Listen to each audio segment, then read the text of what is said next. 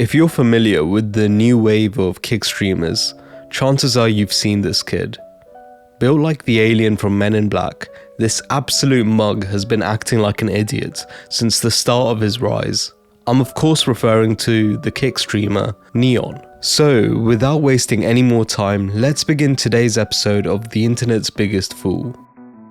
Mikhail Rafiq, better known as N3on, was born on the 13th of August 2004. N3on first came into the scene back in 2016 with his NBA 2K gameplay videos. After this, he would move over to Fortnite. However, with this change in direction, N3on would also start to go down the route of creating clickbait videos. So far, it doesn't seem too bad, but things would take a drastic turn when this muppet would decide to fake his death through a 4-part video saga. And yeah, this piece of shit did involve his little brother to make this whole thing seem more realistic. As expected, when people found out about this, there was a lot of outcry, and all of this eventually led to N3on taking the video down.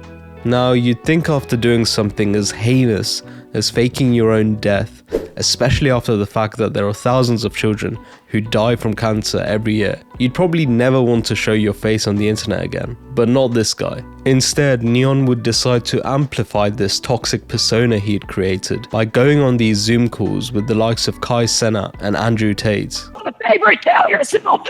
You bitch. Fire in house arrest, you fucking loser. You and your dirty ass brother. Him too. Dumb. Look at you just sitting there, you bald refugee. Fuck you. On my life, me and N3on versus you in the ring, I swear to God, me and him are knocking you the fuck out. We will kill you, bro. Oh my God, this is the biggest waste of my time. What? Even on house arrest, this is a waste of my time. What's funny is the guy is barely 120 pounds. Like, there's 10-year-olds that could probably do some serious damage to this guy. And yet, he has the audacity to talk this much shit. Anyways, after that clip of Andrew Tate and N3on, supposedly N3on was then jumped. Hey, look whose shoes we got. Got his ass lacking. Come on, bro. Got his ass lacking. I'm not playing what you say. I'm a bitch.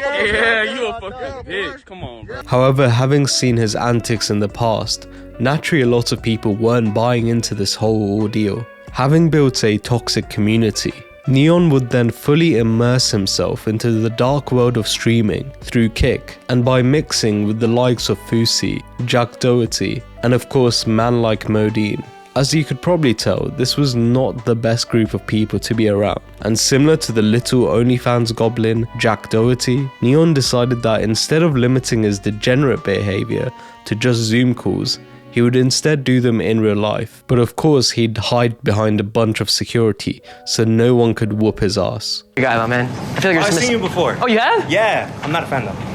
Oh, you're not? Damn. Bro, I just wanted to. It's all good. You probably have a great life, huh? Just being fat as shit. Yeah. Maybe typical.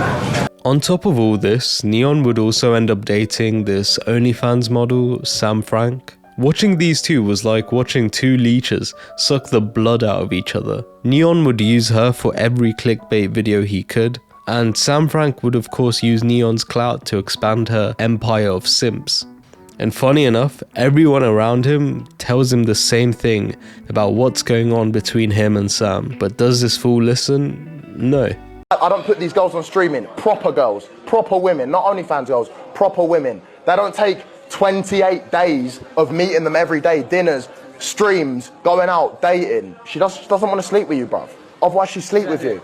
Despite all his idiotic behaviour, unsurprising to most, at this point Kick still hadn't retracted their contract with N3on. However, this would all change on an encounter with a child. Fuck the f up.